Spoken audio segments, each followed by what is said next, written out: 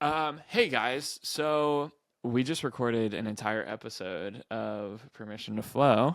This is Jessica, your lovely host. I'm the editor, Travis, and this started because I was goofing off and just testing out the new incredible studio and the lights and the new camera setup and all that.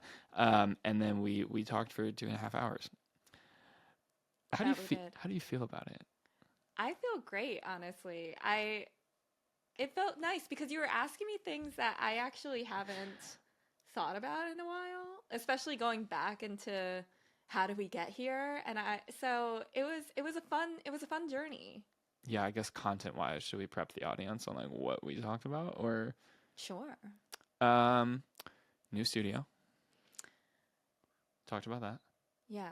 Well, first off, this is the first time that we're recording as with like a guest That's me. in the That's studio. weird.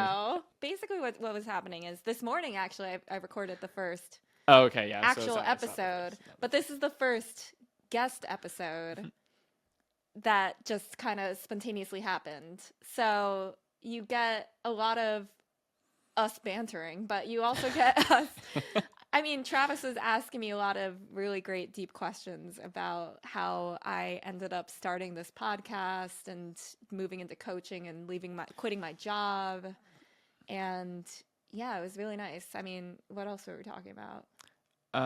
Philosophy behind the name, scary things about the election, or not scary things, but just like approaching uncertainty, I would say, and Creating this studio space. creating the studio space, designing the life that you want. Yeah.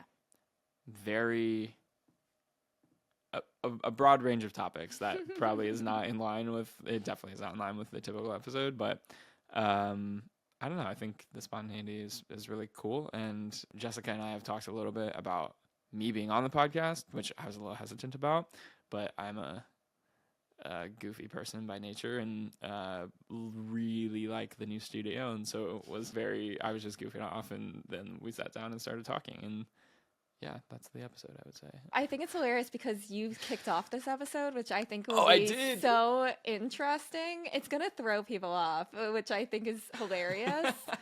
We'll see how that goes. But yes, I am your host, Jessica Huang, that you are used to seeing on this podcast. And this is Travis. Travis is the editor of the podcast, but Travis is also, I don't know, I feel like you hold a lot of roles at this point. So I have taken to calling you my collaborator because it's like been difficult to, I'm like, if I call you my editor, it feels like I'm minimizing what you're doing.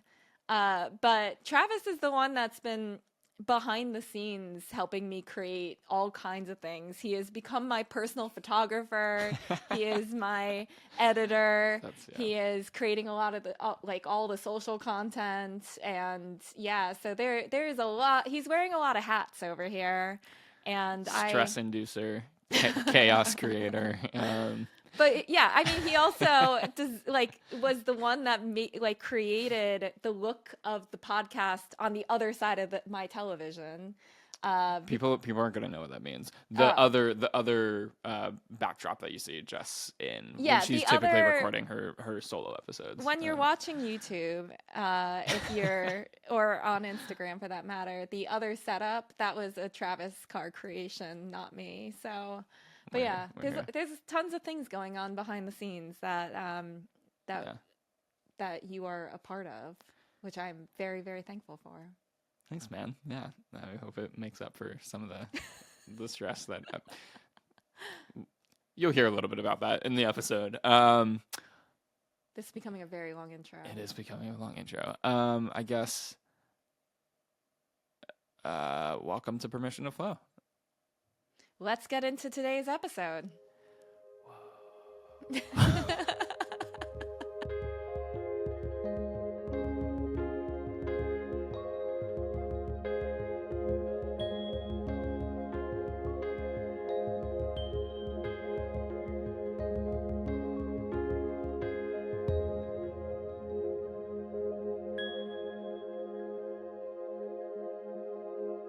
Welcome to the mayhem. Jess is still trying to set up the secondary microphone, or I guess the primary microphone, since it's your podcast. Sometimes Jess will literally talk to me when she's filming a podcast and be like, so this is how you approach creating a better life.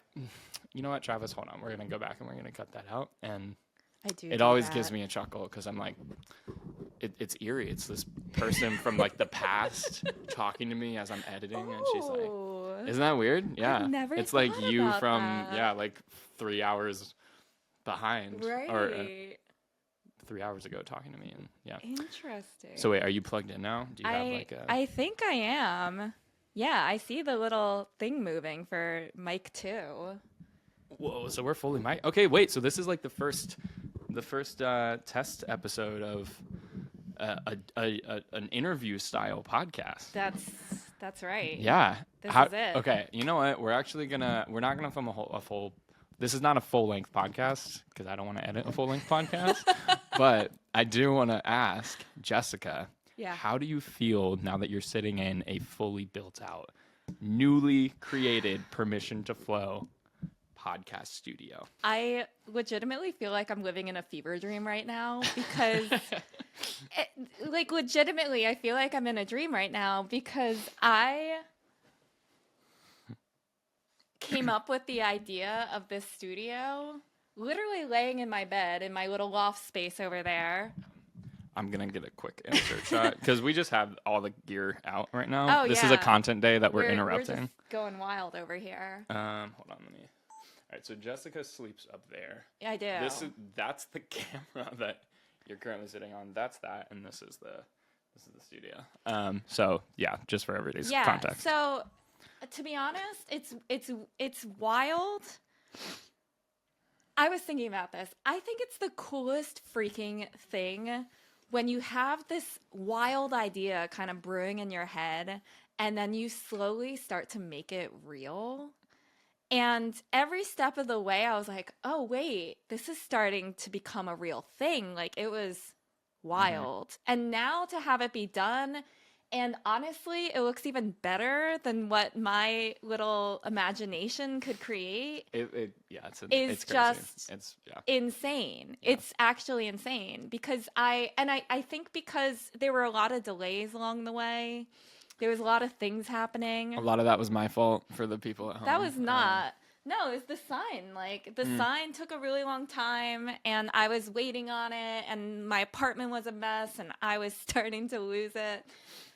But it was worth it. And I think even when I'm frustrated, I've always had this, like, feeling where, to me, I live in kind of like the ends justify the means type of mentality where I'm like, I'm willing to put in the work and the hard quote unquote struggle because I just firmly believe that it will be worth it. Yeah. And I think that creating this had a lot of moments that were sitting in that headspace where I was like, I know that it is worth all the headaches and all the frustration and sleepless nights and, like, you know, all these, like, moments because I get to watch my dream become a reality. Yeah. Yeah. We've had a lot of conversations recently about being in the struggle and being in, like, the self-induced often like mayhem. Yeah, the mayhem that comes with, like, I mean, I just quit my job and now I'm, like, in New York City and all of that, and you are in the, like, further along in that process. But can you this is a good question, I think. Mm-hmm. So this is like a microcosm, I would say, of that process. Absolutely. Of being in a creative field, trying to make it work, trying to figure things out. How does it feel to just be on the other side of that for this project in particular? Like, are you relieved? Are you happy? It did justify the means for you to be sitting in this space right now and in this studio? I'm freaking ecstatic. Cool. And I think what's extra nice is being able to have people come into it and share the experience. Because I would say for myself alone, even when I finished it, like when it was done yesterday, I was like, wow, it's done. Like it's completed. But then getting to share that experience with people in my life, like I was talking with a friend last night and then you coming over and other people also getting to experience it. I think that has only magnified the feeling for me. And I think that's what's so cool about creating something that is not, like prototypical and yeah. in line with expectations of society and all that, or Yes, that actually wasn't even what I was thinking about. It was just this idea of like when you're, because I think it's interesting, right? Like the idea of creating for creation's sake or creating for yourself is very important. But I think it's also really fun when you're creating for the sake of like doing something that other people get to be a part of and get to experience with you. There's just this level of like excitement and getting to be like, oh, look at this cool thing, and we both get to like kind of hype each other up in a way. And so I don't know, it's just very fun. And every single piece it's like there's so many layers to it where it's like, okay, yesterday I got to go, I'm done. Today I get to go, oh, I get to shoot in it. And then next week I get to go, oh, I get to shoot interviews in it. And so it just builds. I think it's like rising tides raise all ships, and especially in a creative field, I feel like letting go of your ego, and especially in like a place that's as competitive as New York City, and being able to find like that community and things that help build that and things that bring people together in a way that's inspiring and not like one, draining, but also just like real and connecting. I think that's like very important. Can I ask you a question? Of course. What's next? What is next? Well, it's never over, for those online. Like if you dive into this world of like creative, I don't know, lifestyle, it's never over. And that is, but what is next? Well, along that question, though, I think it's so important to respect the moment that you are having. Say more about that. First and foremost, because I think it is very easy to get caught up in the what is next question. Okay. And get lost in it and stop appreciating this moment. And so I first love to acknowledge, like, how great is it to be right where you are? How great is it to be right here it's funny, I was saying this in the podcast I was recording this morning. It's like being in the becoming. Oh. And wow, yeah. I love the idea of being in the becoming. And so it's like right now I'm like, no, I'm so freaking happy right here, right now, today, to be like, the studio is done. I got to record my first episode in it. And just relish in that. And to answer your actual question of what is next, man, there are so many incredible guest podcasts that I have been waiting on to record until this got done. And here we come. Here they come. And I'm like, I can actually do it, because I had put a pause on doing things. And it's interesting when you're in creative ventures where it's like sometimes you have to pause on one thing and then shift your mental space to another one. And there's going to be all these moving pieces, and being okay with that. And for those who didn't just see, I just kicked Jessica in the foot. Sorry. I'm going to Continue. switch across my legs. All good. Yeah, don't ever touch me again, please. But I think it's like I'm bubbling with excitement as well on both fronts, and taking a moment to just super appreciate this moment. That, I think, is a really good perspective that I struggle with a lot, and I think you know that about me, that I am very all over the place, and sometimes that takes away from the things that are literally right in front of me. But I think what you just said about like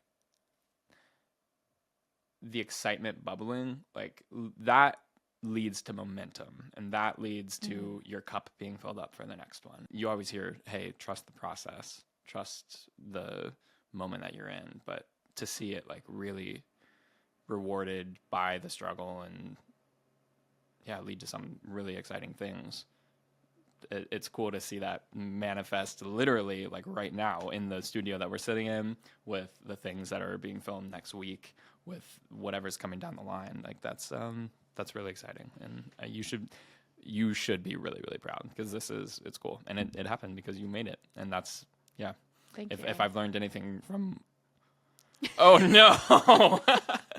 If I learned anything from working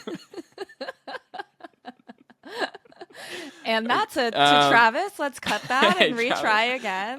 Add this to the blooper reel. But no, if I've learned anything from you, working with you in the last, like, 3 months that it's been, it is tenacity and just trusting the process, that, like, the things that you believe in and the things that you want to create are fucking worth fighting for. And that is, that's really powerful. And here we are. And to see it, like, manifest in a very tangible, like, that's a real sign, it's there in a tangible way, like, that's it's inspiring for sure. And you should be really proud. Thank you. I love that. Yeah, you're welcome.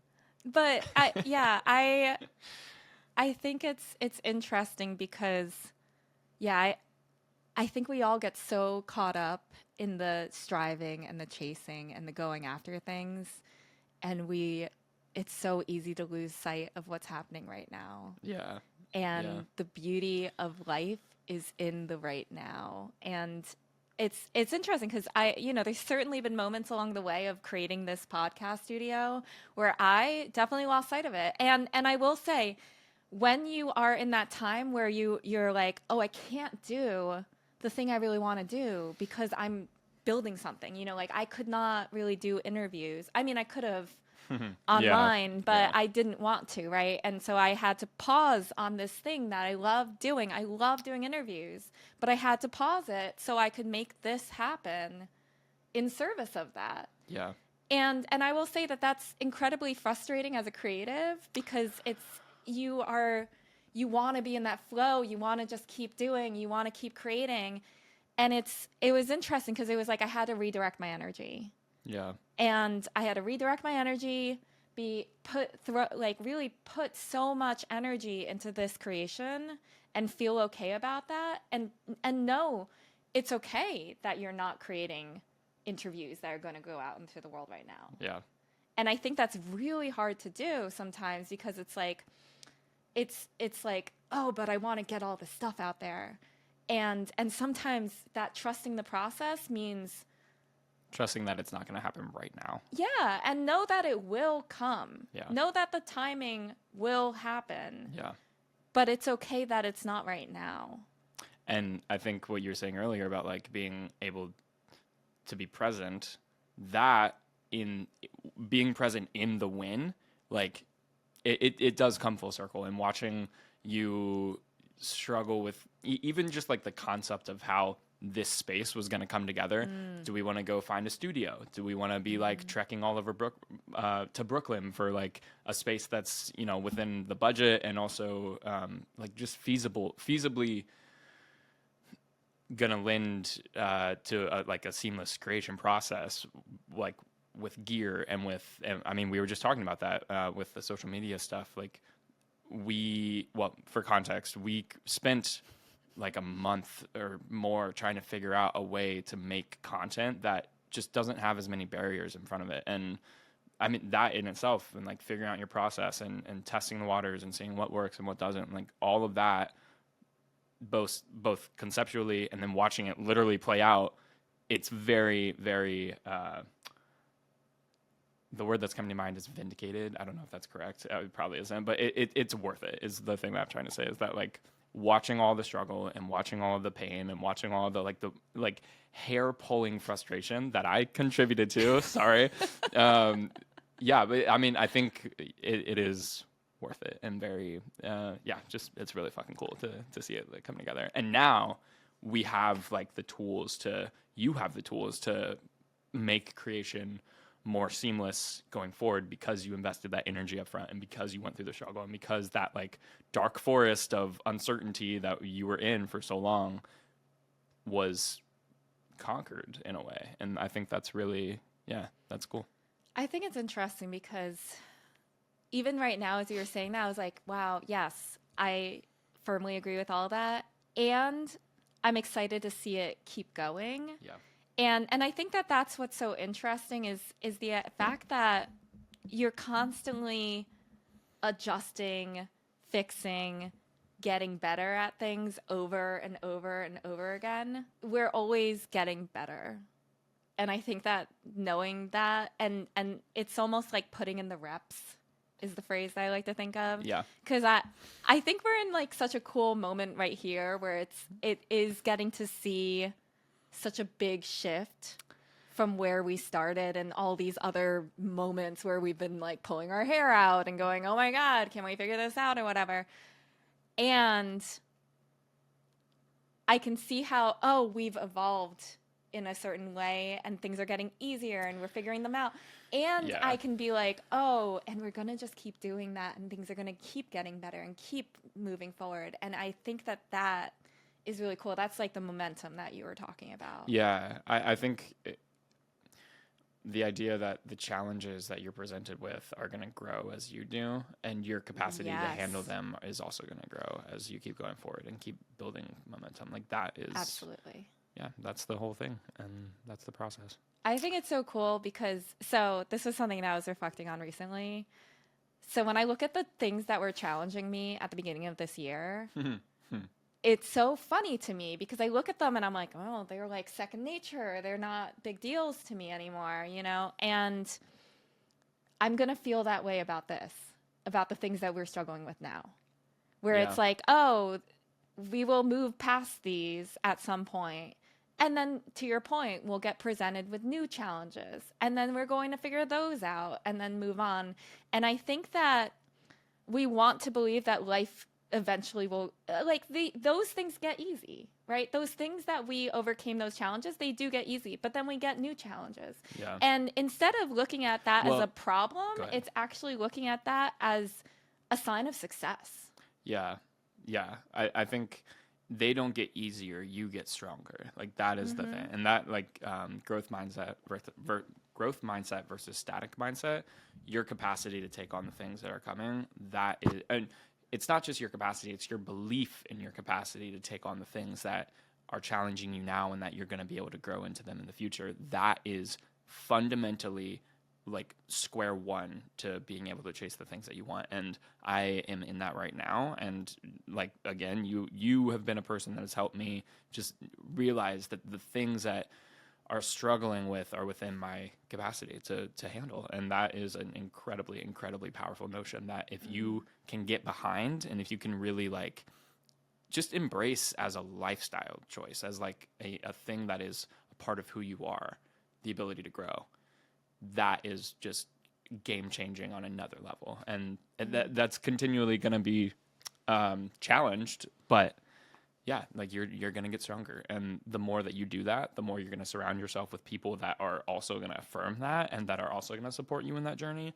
And then it comes back to rising tides, and like they raise all ships, and that's your own rising tide within like your own struggle and your capacity to grow, and the community that you build around you, and the world that you want to create. Like the more that you put into it, the more it's going to happen, and the more it's going to lend itself to, you know, like pressing forward. I'm obsessed with your phrase of raising tides. Yeah. Rising tides raise all ships. Yeah. I'm like, not mine. It's not mine. That's regardless. Yeah. Obsessed with that phrase. It's freaking brilliant. But yeah, I love that because what you're speaking to is the ability to have self-belief. Yeah. And I think that a lot of us struggle with this. I certainly struggled with that. I don't think I did not have that at all prior to doing all of this. And it's something that's wild, because who I know you to be now is like totally not like you are just, we're gonna fucking do like the studio, like you're just we're gonna make it happen, and then you did. So that's cool. I did not have self-belief. I did not, and I think it's interesting because I think this is probably something I need to talk about more. Is just the amount that I always think it's so interesting, the version that you got to meet me as. I mean. Yeah, is a totally different person than who I was certainly 5 years ago, you know, or whatever the case may be. But yeah, self-belief is not something I had. Because I firmly was just like, oh, I just do what I do. Like, I was thinking about this idea the other day. I was like, the word that I would describe myself looking back as the person I was is like unextraordinary. Like, I was just kind of there.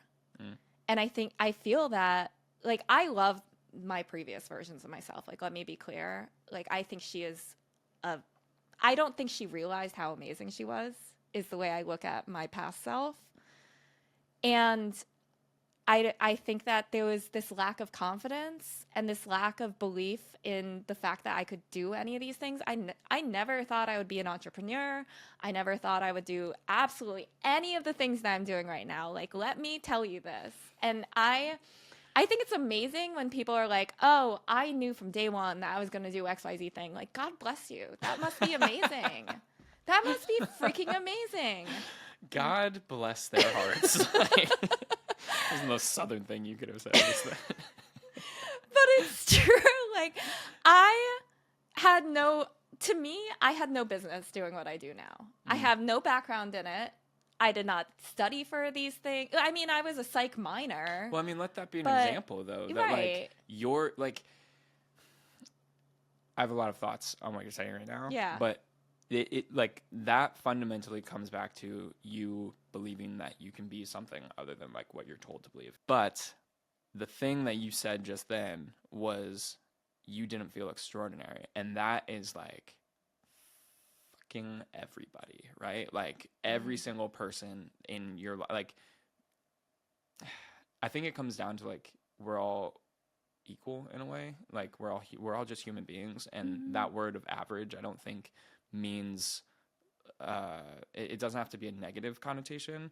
I think that can, like, if you look at square one as, like, average, that's an opportunity, you know? And that's not just like I'm unextraordinary, so I'm not worth anything. It's I get to start here, and then you get to build. And I think that is like coming back to that idea that you can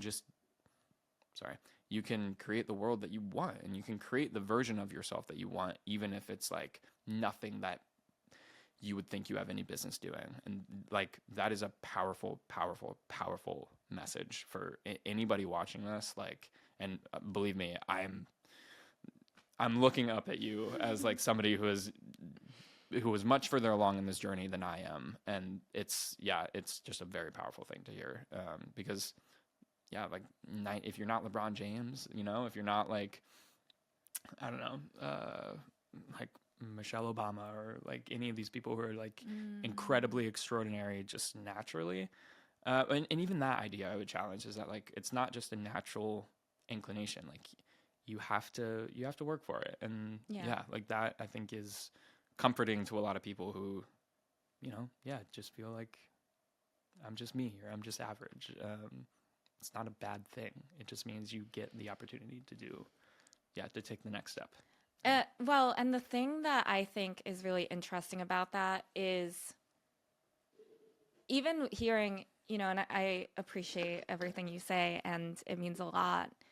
And it's very interesting because when I look at myself, I don't think that I am some, like, crazy pillar of everything or anything like that. Like, to me, it's just that I happen to be someone who was just going along the tried and true path and decided to turn against that.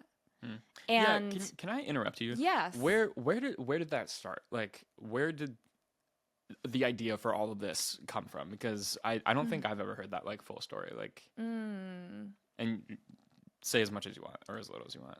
Wait, so you mean in terms of how did I... Like, what got you on this path? All right, here's the thing, is I made a lot of choices of not doing this.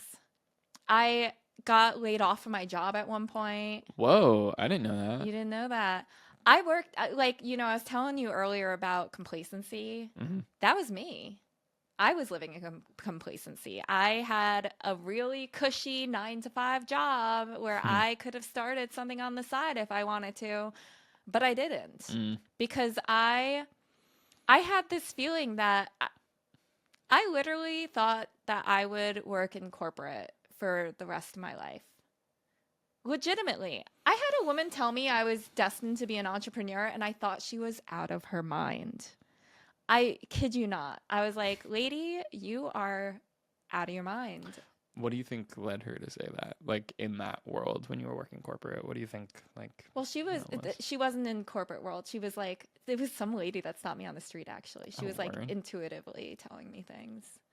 And What? So that's wild. Yeah, it was wild. It was wild. I remember it so distinctly. I was walking back to Penn Station, and I was right in front of Macy's, and this woman stops me on the street, and she's like, "Hey, I need to tell you some things." And I was like, "Okay." I don't remember I think I wrote them down at one point, but the main one that I remember her saying to me is, "You one day will own your own business." And I remember walking away and going, that lady is out of her mind. Like, none of the things that she said must be true, because that one right there cannot possibly be true. Okay, that's a wild story. Yeah. Like, I mean, I guess welcome to New York, but that's like really a wild. Yeah. Wow. Yeah. And you Yeah, I thought she was crazy. And it was interesting because at the time I was dating someone who always wanted to be an entrepreneur, like came from an entrepreneurial family. And so I was thinking to myself, oh no, that's for him, not for me. Interesting. He's the entrepreneur, not me. Like, that's impossible. Isn't that funny? Like freaking hilarious to me now. And yeah, and so I spent so much of my life thinking that there's no way that I would do anything like this. Absolutely not. So how did I get here? Well, honestly, what happened was I chose not to pursue things for so long. And I was like, I'm just going to stick with it. I'm going to make finance work. And I tried everything. I tried different types of finance roles. I tried different types of companies. I was thinking about getting my MBA and going into maybe marketing. Like, I ventured through every single possible scenario that kept me in the framework of where I was, right? Yeah. Where I was like, oh, I can move like here. I can move here. I can move over, like, just little tiny nudges. Yeah. But I tried all of those nudges, and none of them were working for me. And I hit this. Say more about that. What wasn't working? I would go through these time periods every single time. So I would change jobs. And what always would happen is I would start off and I would be happy, right? Like, I would be like, oh, this is giving me XYZ thing that I didn't have at the last one. I like that, you know? And then I would be there a little bit longer, and I was like, oh, I'm still miserable. That, you know, that shininess would always wear off, and very, very fast, to be honest, you know? And I just had this feeling of, is this really all that life is for? And am I really trying to I would look at the people ahead of me, and I would go, do I want to become them? Mm. And my brain said, no, I don't want to become my boss. I don't want to become my boss's boss. I don't want to become the CFO. I don't want to, like, none of that was very appealing to me, because I looked at them and I was like, they're not very happy. Like, they're not, like, it just did not sit with me. Like, something just felt wrong. Was it the office life, like just the mundane nature of finance? Give me the granular details. Sure. If you want.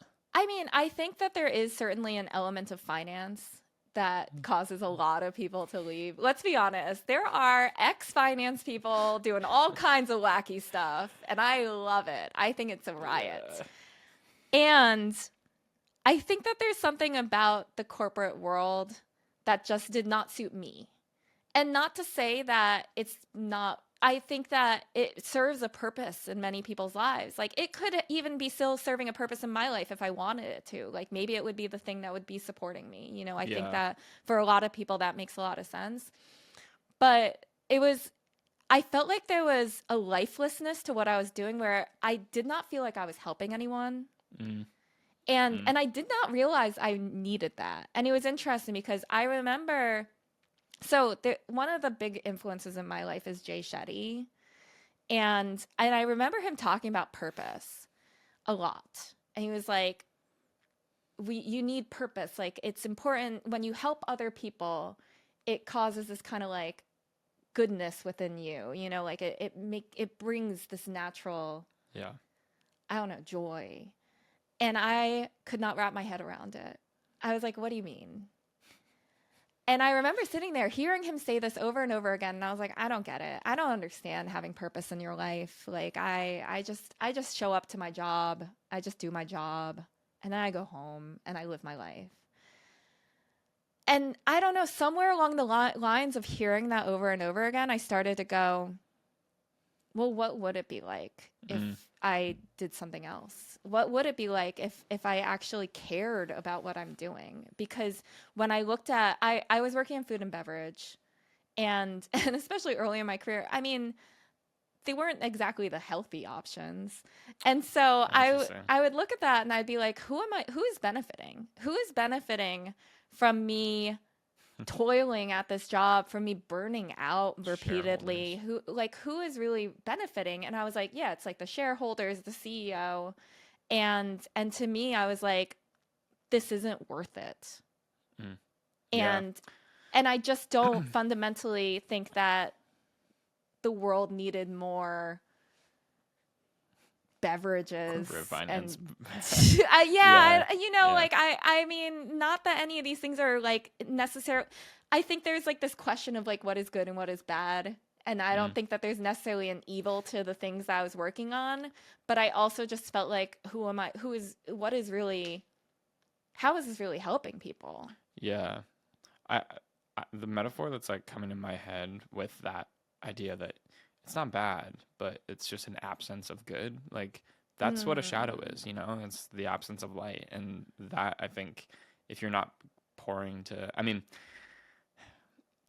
I think about this with fitness a lot. Like, if you are not actively working to keep yourself in shape as you get older, you're pushing a sled uphill, basically, as you get older. And I think the same is true with life. If you're not actively working to improve the world around you, it's an uphill battle. So if you stop, you're going to go backwards. And that is a very like pretty picture, a simplistic story to tell, and it's not nuanced at all. But I think that idea that you're working in corporate finance, not with a strong purpose, not with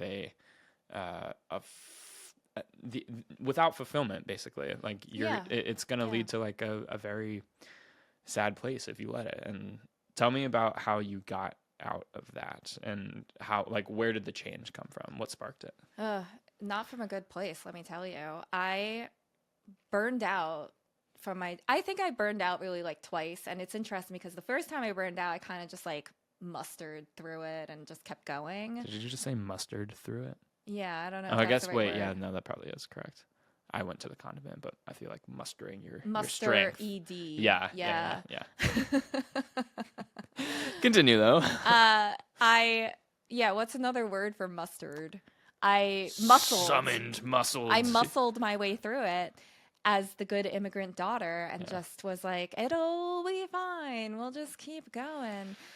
And so during the pandemic, things got really bad and the role that I was in had these kind of cycles where I just had to like repeatedly do this like really big project every single freaking month, and it was just getting bigger and bigger and more convoluted, and I was being micromanaged on top of it, and I just started to have horrible stress around it, and the fact that it was on a cycle, it just felt like it was never ending, and I couldn't get out of it. And I will tell you, similar to what I was saying, where I tried all these different finance jobs. Like, I tried everything to get out of there. Like, I was like, let me apply to other jobs. Let me try and get a different job within my company. Let me try. Like, I knocked on every door possible to change my circumstances, and nothing was opening. And I hit this point where I was so burned out. I had a rash on my neck that wouldn't go away for 4 months. I literally found the pictures. I took pictures just to document. I had this incredible, horrible rash, and it just kept growing around my neck. And like my whole body was like inflamed and just really, really awful. Like I couldn't sleep well. I was unwell. Like burnout is interesting. Not everyone has these physical maladies. Yeah, but that's that is really interesting that like Yeah. the mental stress like translated physically. And For me, it did. that is like real. For those who aren't Mm-hmm. familiar with like the gut biome and kind of the way that your what am I trying to say? Your nervous system will literally create it'll hold tension physically in your body, and it'll Yeah. hold stress physically in your body, and that is a real like there's research behind that. It is real. Absolutely. And it's wild because I've been watching a friend go through it too recently, and it was breaking my heart because I was like, "Oh, you're going through the same thing I did." Damn. But yeah, it's crazy how the body will react to stress. Yeah. And for me, I had severe inflammation to the point where it was pouring out of my skin in a way, and I couldn't sleep. I would wake up like itchy every single day, and I just it's burnout is this place where it's like nothing makes you happy anymore. Like Yeah. even the time that you're not in the thing that's creating the burnout, it's like it drains the life out of every single moment. And I will say anyone that is experiencing burnout, I so feel for you because it is one of the hardest things. And I think it's very we often will tell ourselves like, oh, we're not burned out, like it's not that bad, but the reality is it probably is that bad, and oftentimes we're telling ourselves it's not that bad. Yeah. I mean, that's like when you're in that for a 9 to 5, like that is your lifetime. Like that is your life. Like if you are in that and living for the weekend and living for like the 5 o'clock bell to go off, you are giving up like 70% of your time, or like it's an enormous amount Yeah. of and I always think about like how you spend your time. You are spending your most valuable resource that you're never going to get back doing something that is like killing you. And that's a dramatic thing to say, but like if it's not pouring into you, and if the financial thing, and I do kind of want to ask about that, but you are spending your lifetime that you are never going to get back doing something for somebody else, for somebody else's shareholders, for a CEO's salary, for somebody else's dreams. And that is,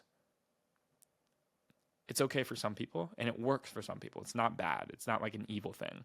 But if it's not working, like that is a scary place to be. And that's like most people just never even think about it. It's like, yep, Friday's when I live my life. And then Sunday at like 1 p.m. I get really anxious, and then that cycle repeats. And that is like, yeah, that's scary. It's scary because we've normalized it. Yeah. It's become normal, right? It's normal to hate your job and to clock in and clock out and live for those little in-between slivers of a moment. But yeah, burnout makes you realize those slivers of a moment also don't feel good either. So that sucks. Then like, you really are like, what am I left with? Well, I mean, I think like culturally, it's been that way in America probably for like 100 years, like probably more. Like, and the Industrial Revolution. the Industrial freaking Revolution. And I think it's such a privilege that we in our generation, and the way the internet has impacted how people think about work and work-life balance and all of that, that is a privilege that like I don't want to leave understated. It is a privilege to be able to consider that, because I know my parents probably didn't have the same options that I did. Absolutely. And I know that's even more true with like the immigrant story and all that. Yeah. Can I ask what, like, where did the change come from? How did that happen? You mean actually leaving? Yeah, like did you break or reach your breaking point, or Well, was there like inspiration So there? it's interesting what you were saying about like this is killing you, and I think that thought actually hit me, where I thought to myself, if I can physically see on the outside what is happening to me, what is happening on the inside of me? Yeah. If this rash will not go away for 4 months, there's got to be terrible things happening in there. And I was seeing my therapist, and I remember talking. I had good support around me, and I will say I'm very, very thankful for a lot of the people that were able to talk to me about it. But it was very much my own journey, and I think to me the realization that came into my mind was, this is not worth it. Mm. My life, my health, my well-being is not worth it. It's not worth the money, the title, the accolades. None of it's worth it. None of it is worth living in this hellscape that is killing me. I mean, I don't mean to say that dramatically. I just mean to say that very honestly. Like, that was the thought that sat with me in that moment, was that I feel that this is literally taking years off my life at this point, of being this burnt out, miserable, but really stressed, inflamed, unwell. And so that was my wake-up call that made me go, it's not worth it. Do you remember where like you were when you finally hit that point of like, I'm done? Or was it like a gradual? I remember I had a panic attack under my desk. Like, I literally curled under my desk and had a panic attack. This desk right here? This same desk, I was not living here at the time, right. but this same desk that I work at now, I remember I was curled up under my desk having a panic attack because I could not take it anymore. And I think that was one of the pieces. I don't know if I could literally pinpoint, like, there definitely was a moment. Yeah. But I think that probably was like a big shifter of me having that panic attack, of me going, this is like, you are unwell. Like, this is not who you are. Yeah. I think that was the thing that I was sitting with, is like, you're not this person that just like rots here almost, like this person that just becomes mush to your circumstances. Like, that's not who you are. And it took a lot, to be honest. I kept being like, should I not? I had to talk through a lot of different angles. Do I have the finances to be able to leave my job right now?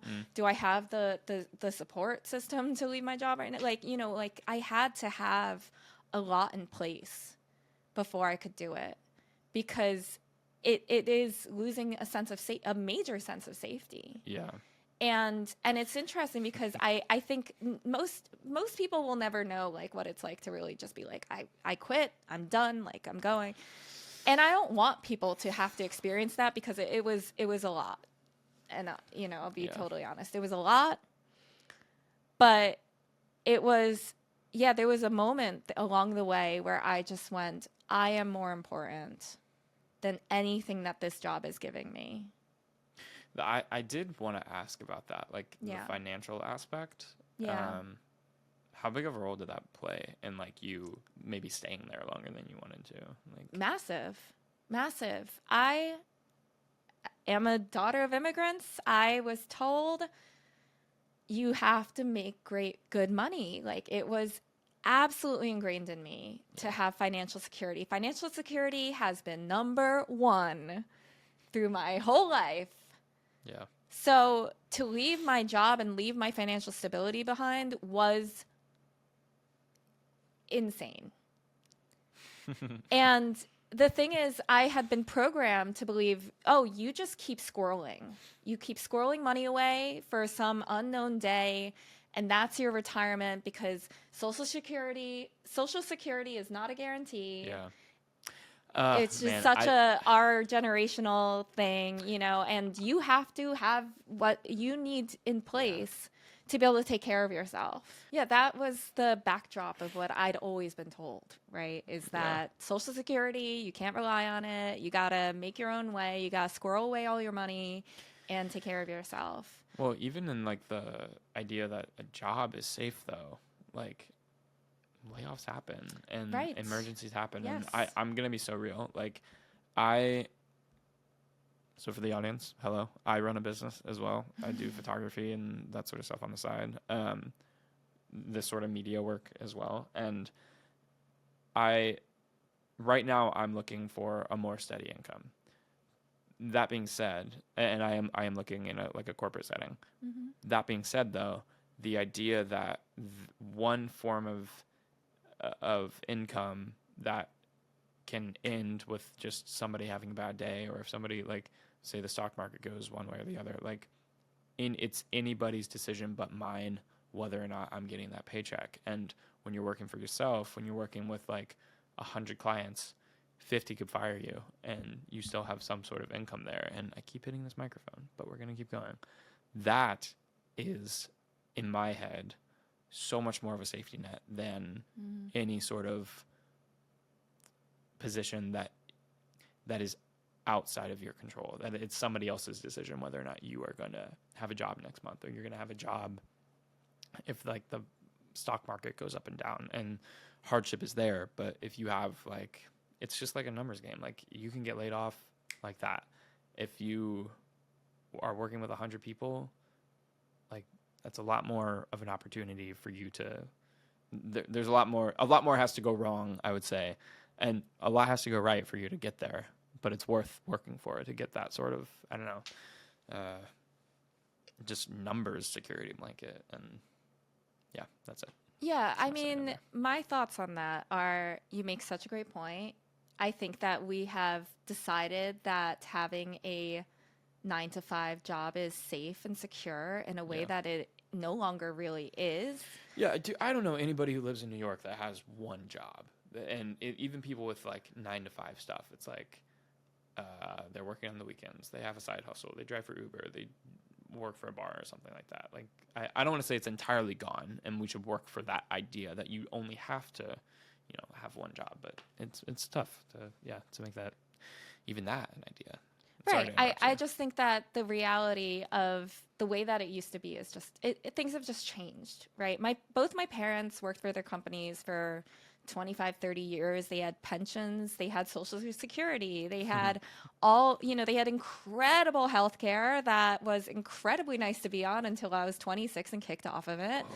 And the reality is, like, none of those things are happening now. And it's, I don't know. I think the thing is that it's almost like it's going to be a challenge no matter what way you slice and dice it. But what if you can make it so that you're moving towards something that really means something to you? Yeah. What if you can do it where, and like, what if you can create your own safety and stability in a way that actually is real and more tangible, to your point? And I don't know, things are always changing. World is always changing. Yeah. And I just think that we have tied ourselves into this twist of believing that just because you have a 9 to 5 job, like, things are good. And to your point, it's like, well, there's layoffs happening every other week these days, and things are constantly shifting, and it's just not a guarantee anymore.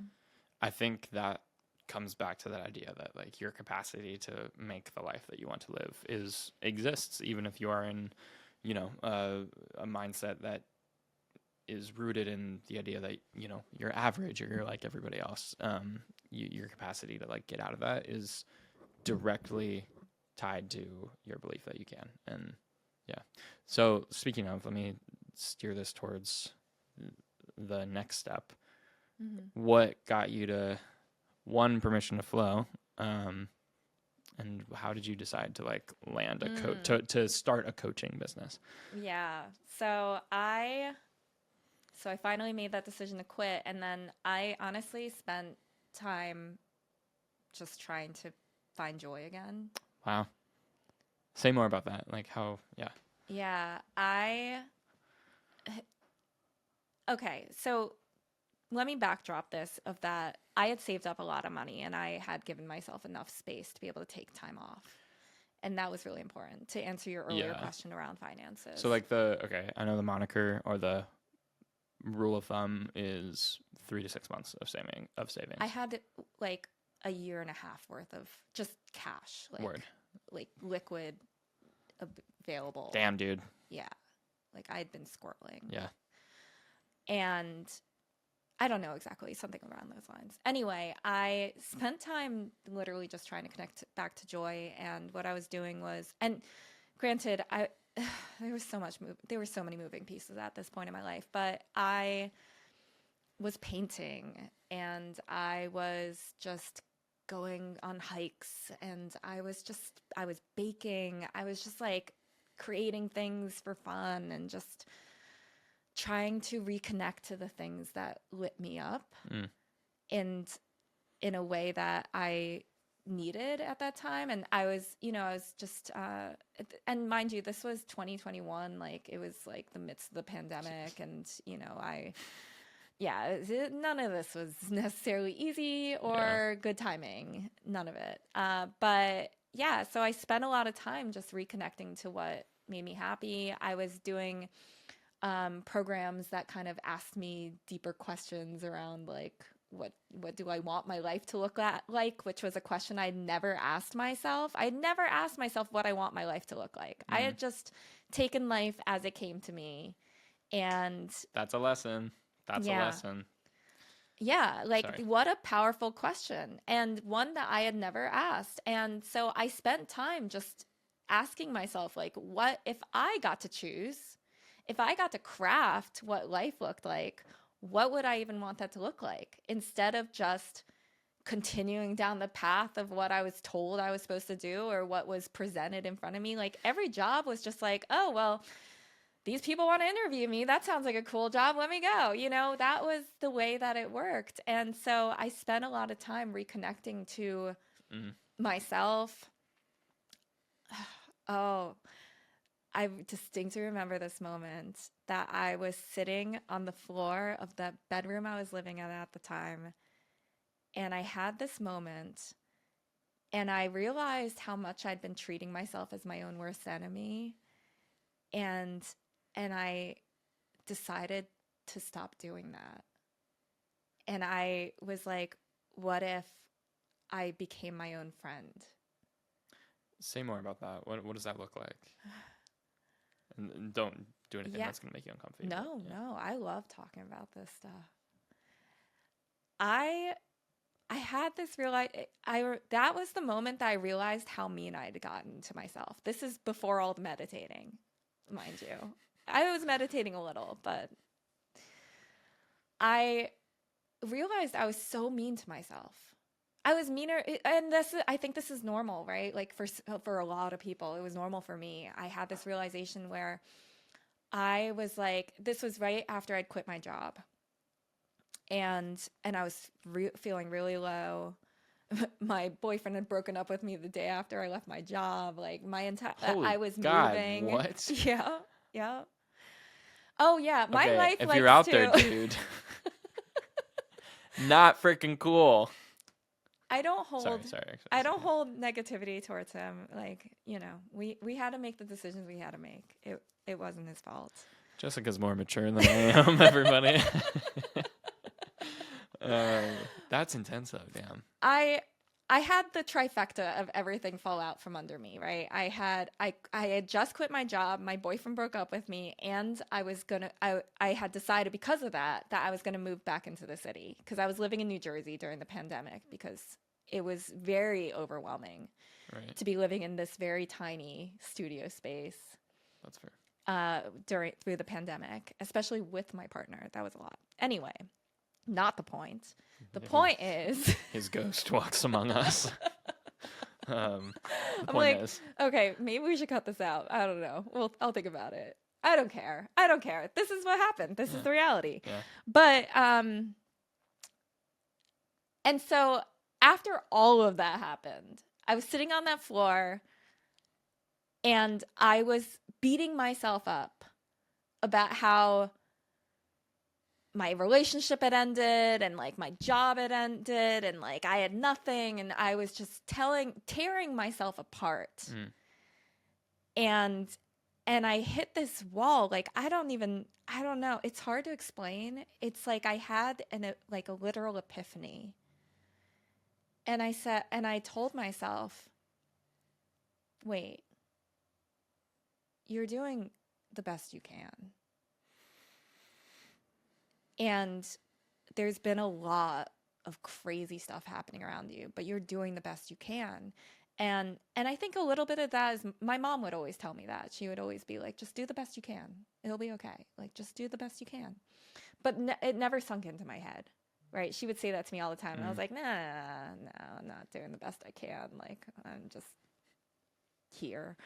But I had this moment where I finally realized, like, I'm doing the best I can. And I had this moment where I was like, you know, it's not worth it to be hurting myself over and over again. Like, I'm not going to get anywhere doing this to myself. And it was a huge inflection point where I decided in that moment, I'm going to try and be kinder to myself. And I'm going to try and actually cheer myself on, and cheer on the fact that I made this big decision for myself, and cheer on the fact that I am going off into the unknown, and actually care and support myself through that. Because beating myself up and tearing myself down was not getting me anywhere anymore. And I could feel that. I was like, this is just not serving me anymore.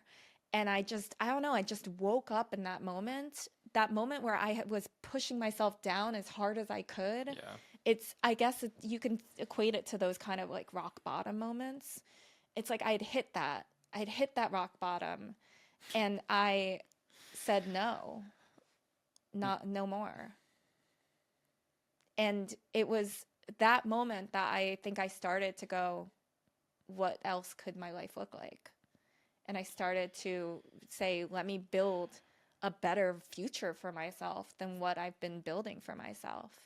And wow, I've gone way off topic from what your original question was. The importance of everything that you just said cannot be overstated. Like that, like the permission that kindness and like self-love gives to you, and the space that it gives to you in order to think about other things other than, wow, I suck, or wow, I'm failing, or wow, I'm not capable.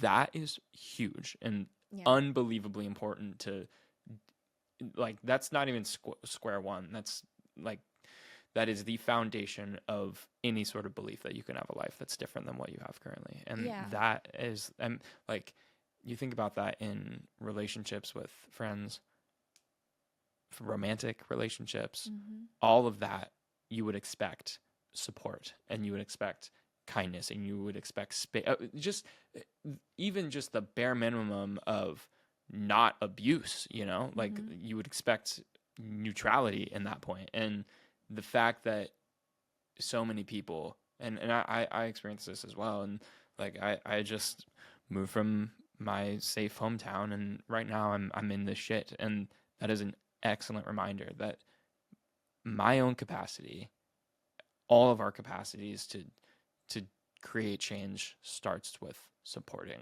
the belief that we can, and supporting ourselves just blanketly. Like, if that looks like I'm going to support myself through a corporate environment or through some crazy change, like, it has to start with that. And that is like unbelievably important. And thank you for sharing that. Absolutely. I mean, it's interesting because I've had a lot of people ask me, I live alone. I spend a lot of time by myself, and it's like, oh, how is that? How do you? And I'm like, I freaking love it, because I love my own company right now.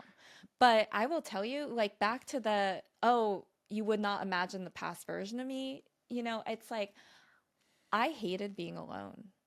Because the worst thing to me was being by myself, because I had to then hang out with the person that was sitting with me, which is myself.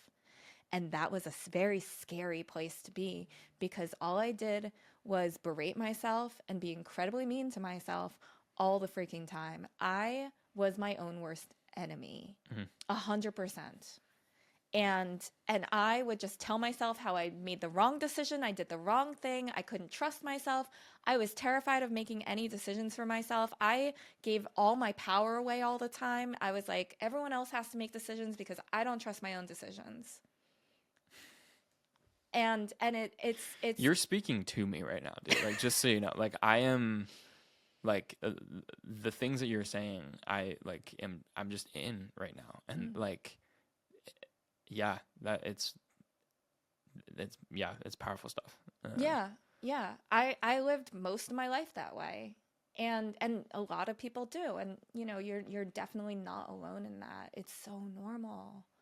And it's okay to be that, like to see that and recognize it. And it's like, how do we move how do we move from that, right? How do we learn to create more love here?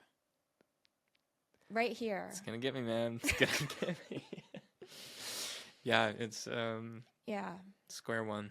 Like square for one. It's like, square one. It has to start there. How often are we the people where it's like we can be kind to someone else way more than we can be kind to ourselves?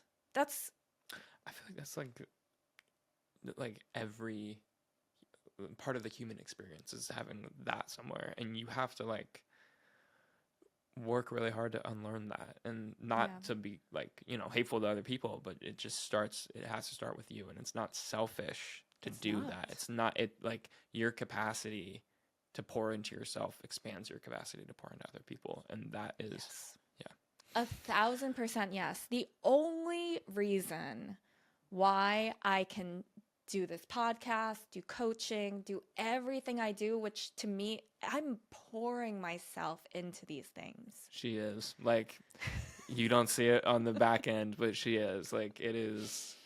Yeah, you are. Yeah, I pour my heart and soul into everything I do. But the only way I do that is because I pour into myself a lot. Yeah. And when I catch myself all the time not pouring into myself well.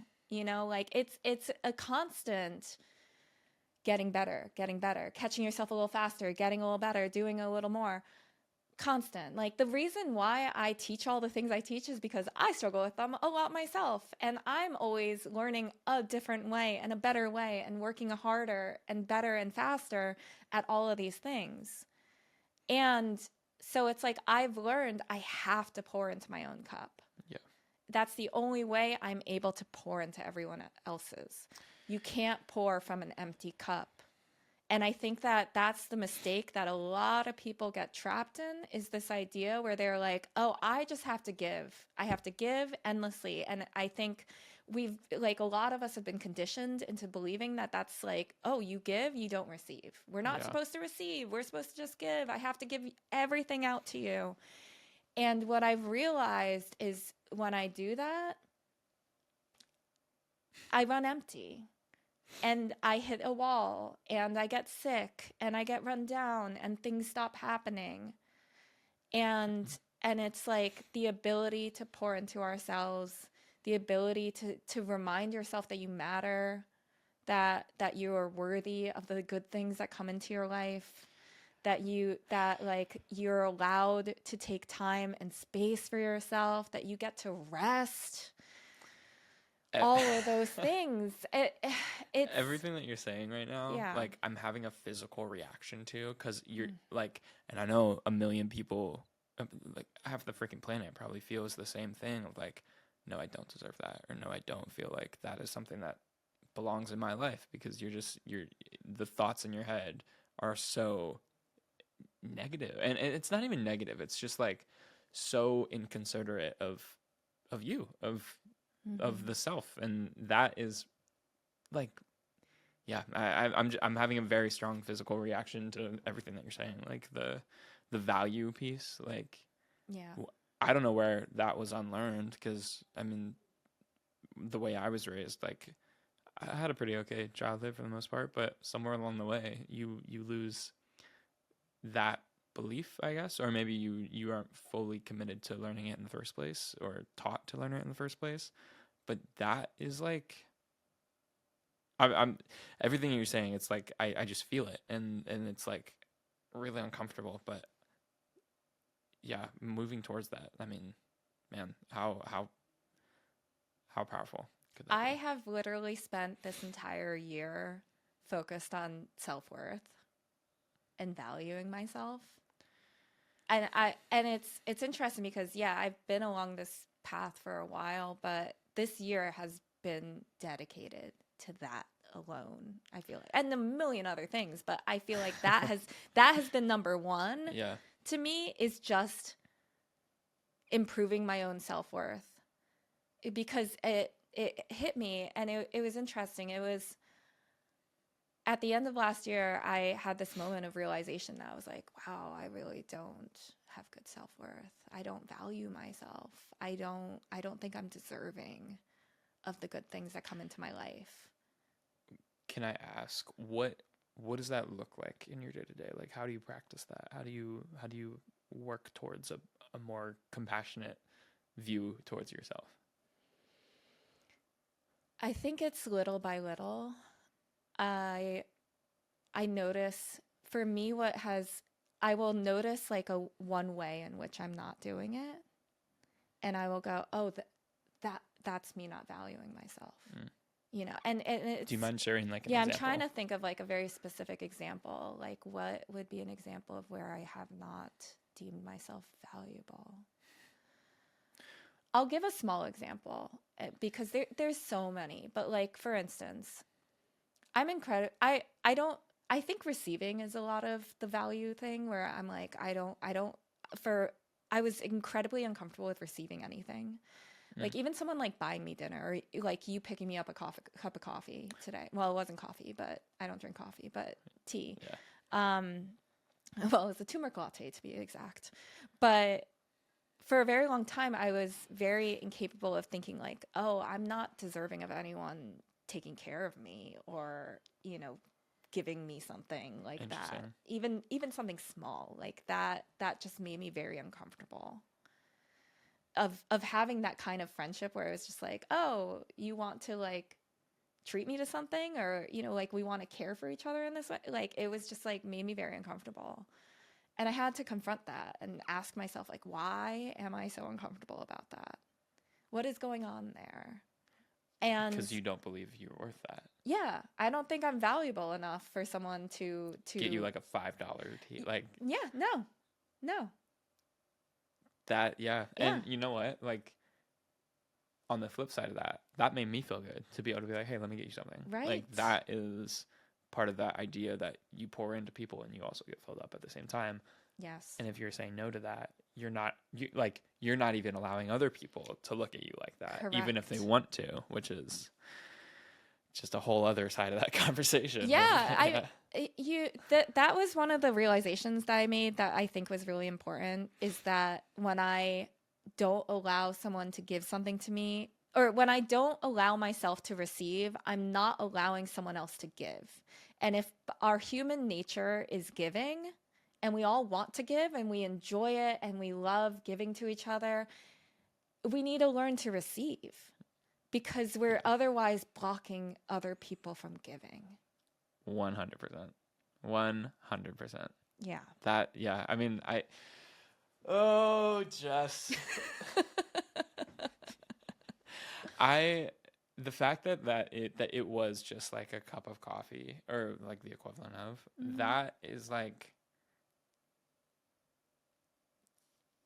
I think that's unbelievably profound. Like, if you were not willing to let somebody else value you to the amount that, like, well, first of all, dollar amount, whatever, that's like not exactly a weird. But if you're not letting somebody buy you a cup of coffee because you feel like you aren't worthy, just examine that. Like, that is a huge shift that probably you should consider looking at. And I don't want to say you have to, because that feels a little not flowy. But yeah, you are so worth like people in your life wanting to care for you. And I feel like the more that you push people away, the more that you say no to that sort of thing, the more you're not going to be surrounded, or the more you're going to find yourself surrounded by people that aren't in that headspace and aren't willing to do that. And yeah, I mean, that cycle probably just continues there. But you end up surrounded by people that are just taking from you and never pouring into you. And that's a not fun place to be, I will say. And yeah, it's interesting, that ability to allow others to pour into you. And I think that when we don't value ourselves, we think that there's something wrong if someone is trying to pour into you, or trying to be like, I value you, I would like to give it something. And you're like, no. Can I ask, so we've talked about like the struggle, we've talked about like the the reasons behind a lot of that and what it looked like. Yeah. But is that idea that you're pouring into people is that idea that pouring into people is innately a thing that gives your own life purpose, something that drew you to coaching? Yeah, it is. So, yeah, to answer your much earlier question of how did I end up starting all this? Yeah. What happened was let me tell that story a little bit. I thought I was going to go back into a finance job. And if you can believe it, because it was just all I'd known, right? It was the devil you know, as they say. And too relevant. Yeah. And then I had this moment where I was like, especially the one I was looking at, it was so similar to what I had just been doing. And I know myself, and I was like, I could do this job. I could totally do this job. I could do it great. How long after you had quit was this that you were looking? This particular moment was maybe like 4 or 5 months after. Okay. So you had like some time to. Yeah, I had some time, and then I was like pursuing these jobs again, and I was like, I could do a great job at this, and it would take over my life again. And it would lead me down exactly the same path that I had just gone down. And I was like, I don't think I have a voice note on my phone, actually, where I was talking to myself through the whole decision-making process. And because I was getting close, like I was like on like the final round of interviews. Oh, wow. Damn. Okay. Wow. Yeah. And I voice noted myself literally talking through like why I should not keep going, because it was getting too close, you know. I was like, and the end of that message was me going, I can't do this to myself anymore. Like we're not doing this again. And me literally writing up the email to the recruiter and saying like, I'm not doing, I would not like to proceed, and then clicking send. But anyway. Talk about like an act of self-love though. Speaking of massive. There was this phrase, what was it? I can't be the person that other people want me to be anymore. That was the phrase that I kept saying to myself in that voice memo. Because it was a moment of going, this is me showing up as who other people want, and I'm not that person anymore. And then I thought I was going to pivot into something in between. Like I thought I was going to go into financial planning, but I think that could have been a fine path, to be honest, but it just wasn't quite working out. Like the location wasn't right, and like it would have been a long commute and like all these things. And I was just like, I don't know. And I had this moment where I went, and it was interesting. Actually, originally I was going to do this podcast with another person. And then at the last, it was like we were going to have like a co-hosting show. And then she bailed out at the last minute. And I was like, oh God, like, what do I do? Like, maybe I don't know if I can do this on my own. And I had this moment where I had to come back to myself and go like, I think I still want to do it anyway. And let me back up a second, because I'm missing a big part of the story.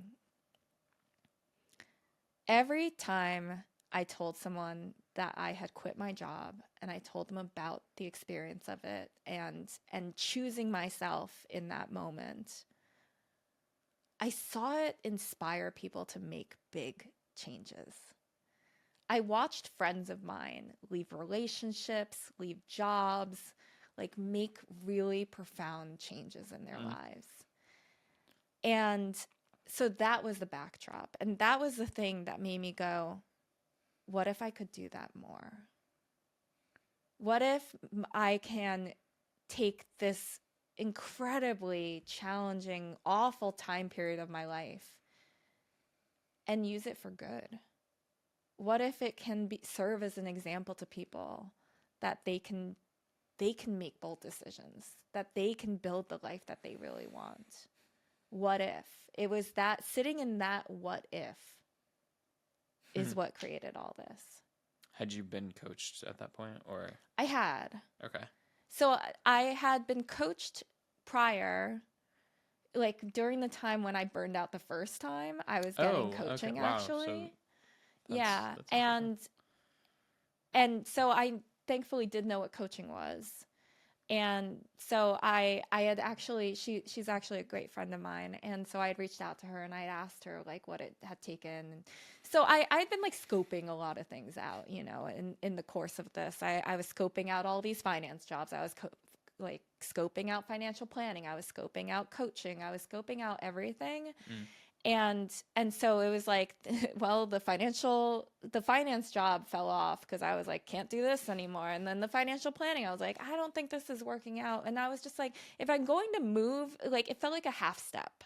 It felt like, oh, I'm kind of sort of moving in the right direction. And I sat there and I was just like, honestly, I was like, fuck it. We're going all in. And I was like, you know what? I work my ass off doing things I don't even like, and I do a damn good job at it. What if I took all of that energy, all of that gusto, and I put it towards something that actually mattered? Yeah. That's how I ended up here. I'm so glad you did. Yeah, that was the thing. It was part of seeing these little, like, I don't know how to explain it. These little specks of like, oh, this is what could happen if I kept going down this path. Yeah. These little morsels. Isn't it funny how like a lot of the times all people need is like permission? Mm-hmm. To flow.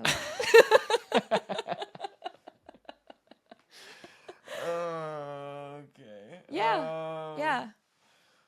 That is going to be the biggest theme throughout this podcast. It's how many puns we can make about this. Hey, it's so relevant, dude. It's like, a good name. It's a good freaking good name. Because let's face it. It's permission. It's not that anyone else can give you permission. It is you giving yourself permission to be brave, to go after the thing you want. Like it is, I mean, of course there are things in our lives that like and this is the thing that I think is really important and very relevant to what you're going through right now, right? You have to take care of yourself, right? Like you have to make sure like there's food on the table, you can live in your home, like all those kind of things. Yeah. And don't let those things stop you. Yeah. And I think often we let those things stop us, right? We go, oh, well, it's not possible to do the thing I really want to do. Yeah. Says who? I think that's where like intentionality comes into play. Like for the audience, hello, I just moved to New York like 3 months ago. And the week before we met. That is wild. Wait, yeah. Wow. I forgot. Yeah, it was.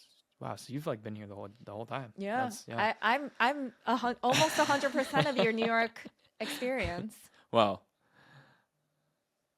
I don't mean it that way. Yeah. I've been I know. There's a lot that happens in New York City that I wish. You're a very safe part of the New York experience so far. But and impactful, I'll say that. But the struggle is like. It is real, and the roadblocks that can get put in your way, I think those are a lot more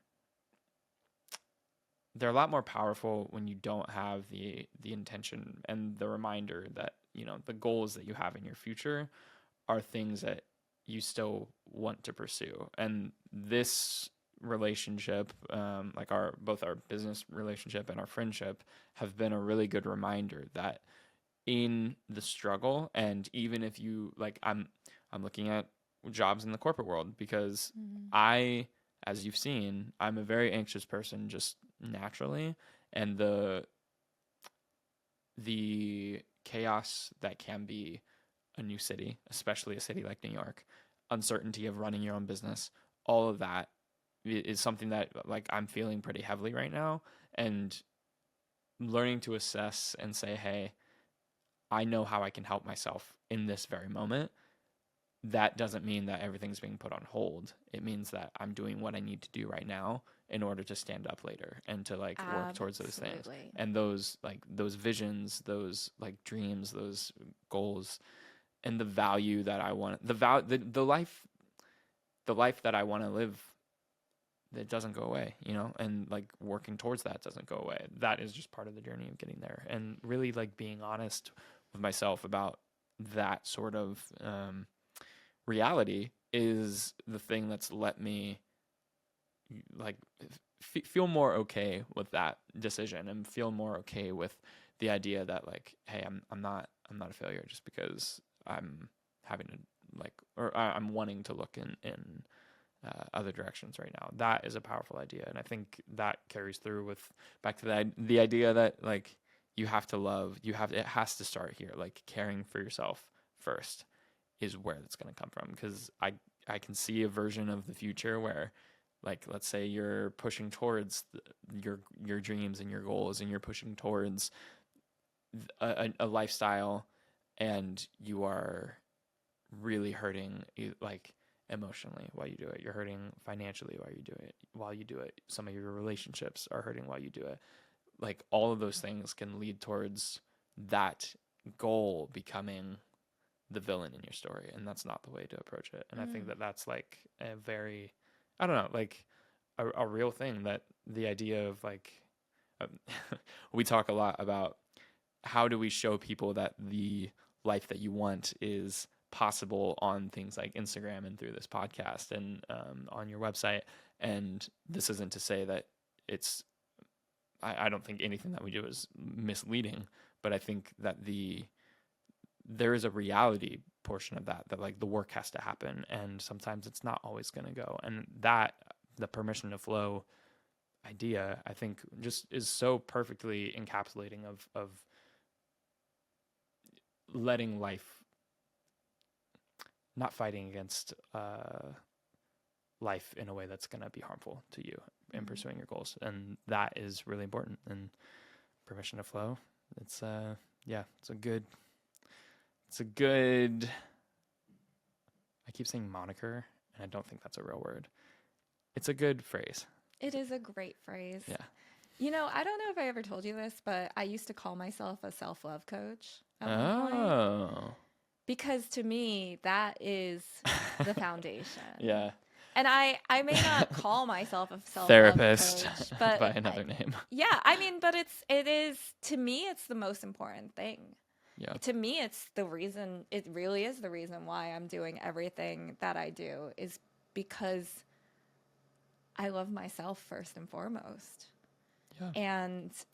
And it is because of that I'm able to pour into all of the other cups, you know, as I said. But I think that, I don't know, somewhere, you know, you were saying this before. It's like, why have we, even despite having good childhoods or whatever, it's like so many of us have created this kind of destructive relationship with ourselves. I think it's just become normal, you know, and I think that there's so much to be said for cultivating a more loving relationship with yourself. And to your point, it will affect every area of your life. Literally. I mean, my relationships, my friendships, like everything is affected by the way that I see myself. That is I mean, freaking rising tides raise all ships. Rising tides raise all ships. If you start with that, with expecting a higher standard from yourself, your friendships, you're going to want those elevated as well. And if you're around people who aren't pouring into you, they're going to become less important to you. And pursuing the things that don't matter is going to become less important. Any sort of like romantic relationship, that standard gets raised if you are if you are looking at yourself with a higher standard as well, and expecting a better standard from the relationship with yourself specifically. And yeah, that's good shit. Pardon my French. It's so true though. I don't know. I don't think there's anything more important than that, to be Yeah. honest. To be honest. Yeah. Because it is the foundation that we need to work on. And it's like, and I will be the first to admit it is a working relationship. It is a freaking working relationship. Yeah. And I think it's very interesting because as a coach, I think that people want to project this idea that you've figured it all out. You're perfect. You got it all covered. And I'm like, I think that's a fallacy. Yeah. And I think that I am a better coach because I am always working on the same things that I am helping my clients through. 100. Because I have worked through it a million times and I am figuring out a better way to do it, and I'm going to pass that along to you. You know? Well, there's your pitch, people. Hire Jessica. Yeah, no, I think that is just like the most important thing. Like I know this is some like a universal. Oh my God, my voice, man. The voice cracks are insane. I know that this is a universal experience, but the things that I see on my social media, like as a guy, it is incredibly unrealistic. It is never starting with this. It's starting with, hey, do this and then you'll be worthy of love, or like do this workout plan and then you'll be worthy of X, or do this like invest in this stock and then you'll be like successful and X, Y, and Z. And it is always an external thing that people are selling, or it's always an external idea that people are trying to convince you of in order to find worth and support. And sorry, I was looking for no, it's okay.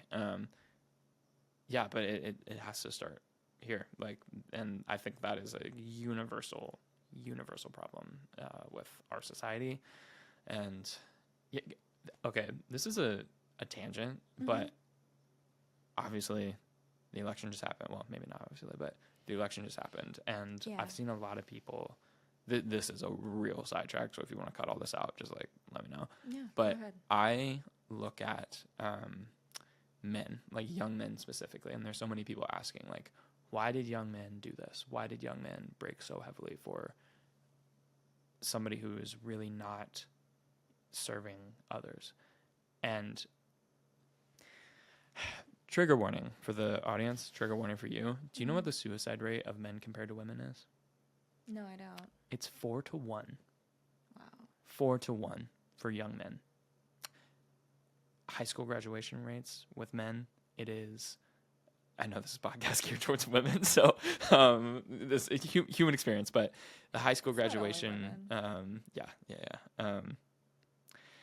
high school graduation rate right now, it's like 88% of the 88% men compared to the amount of women that graduate. And that, I think, is a huge problem because, like, I was thinking about this when I was a kid. Like, I would play baseball with my dad, and, like, if tears were around, absolutely not. Like, you cannot cry. And then that theme follows you for, like, your entire life and your entire adult experience. It's, like, suppress, suppress, suppress. If you don't, like, sorry for the language, but if you don't, you're a pussy, or you're a little bitch, or like you can't just be exactly where you are. And then that leads you to like lean into that idea that hatred, like self-hate, is just normal and natural. And the thing to get out of it, it's voices like Tucker Carlson or like Andrew Tate or Joe Rogan, or all these like horrible ideas of like what it is to be a man and to have purpose in your life.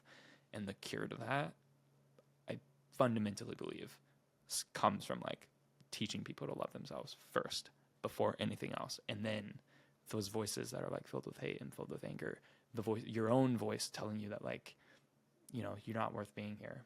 That makes all those conversations a lot easier. And sorry for the tangent. I think it's a really important tangent, and you know, something that so what I shared on the day after the election was this idea where it's like the choosing world, love.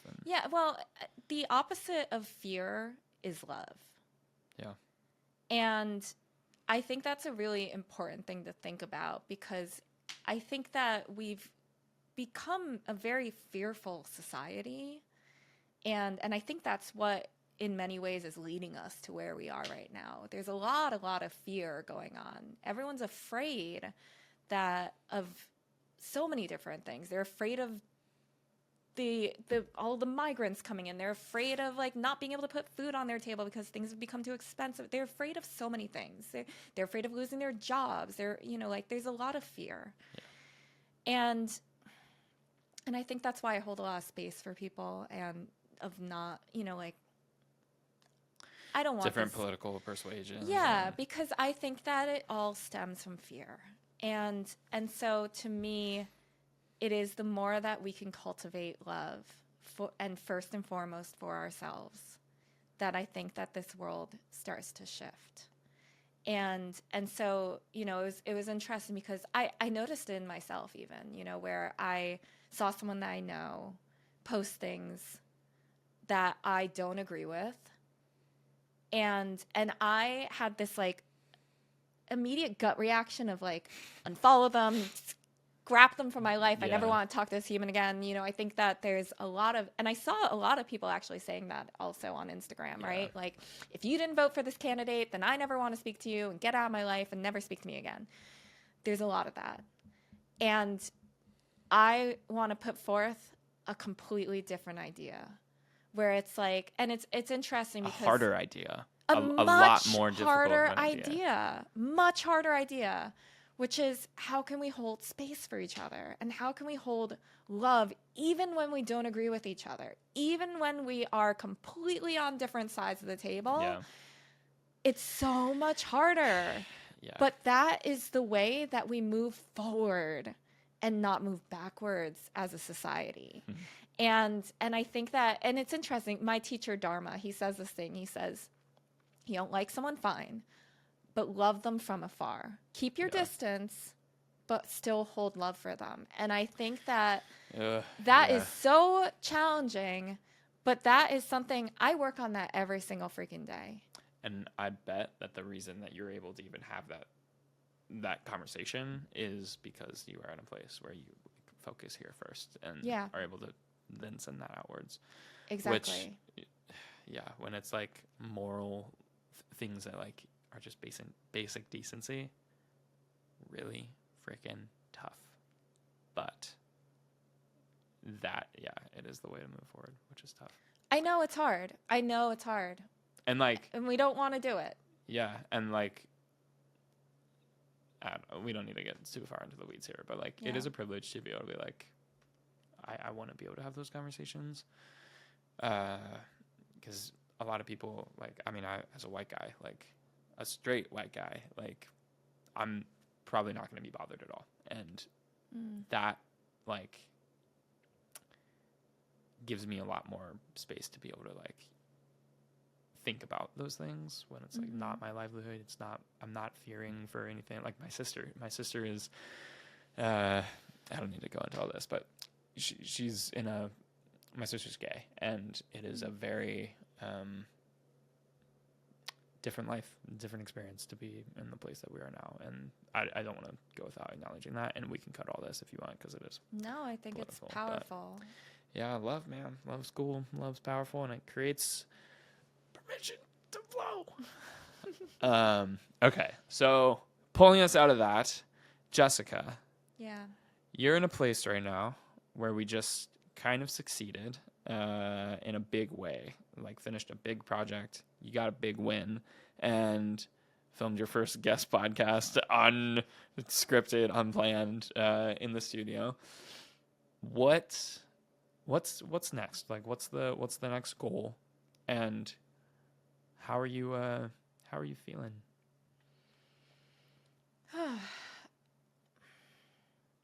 I feel great.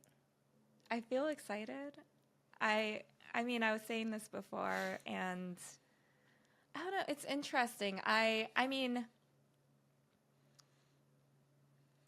I'm someone where it's like, I don't know if I hold I have goals, of course, but I don't know if I've set the next marker yet because I just finished this one. That's fair. Like literally like a few nights ago. Like this No, is last night. Last night she finished it. Literally last night I finished it. So I don't think I'm like quite ready to be like, well, gotta do this, like all this stuff. But That's fair. What is my next goal? You know, I love just being in it. I love being in the thick of it now. I love being in the little tweaks, the adjustment, the figuring it out, the messiness. Like I think there's a part of me that has learned to actually relish that. And like my goal is really just in this very moment, it's to keep going, to start like my goal is to get to a place where where there's more flow.